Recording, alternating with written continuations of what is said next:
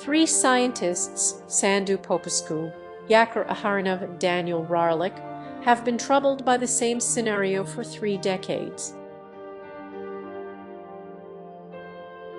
In quantum systems, superoscillation appears to violate the law of conservation of energy. The hope is that by putting in the effort to resolve the puzzle, researchers will be able to clarify some of the most subtle and strange aspects of quantum theory. Aharonov has described the scenario in question as akin to opening a box full of red light and seeing a high-energy gamma ray shoot out. The key ingredient is superoscillation, an effect that seems to contradict what every physics student learns about waves. Aharonov, Popescu, and Rarlik applied the concept to quantum mechanics.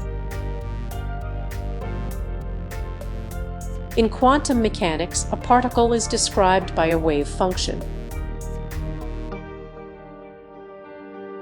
When its energy is measured, the wave function seems to mysteriously collapse to one of the energies in the superposition.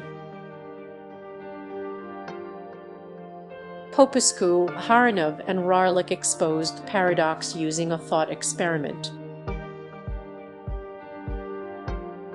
The mathematician Emmy Noether proved in 1915 that conserved quantities like energy and momentum spring from symmetries of nature. Energy isn't conserved in situations where gravity warps the fabric of space-time. But for something like light in a box, physicists agree time translation symmetry and thus energy conservation should hold.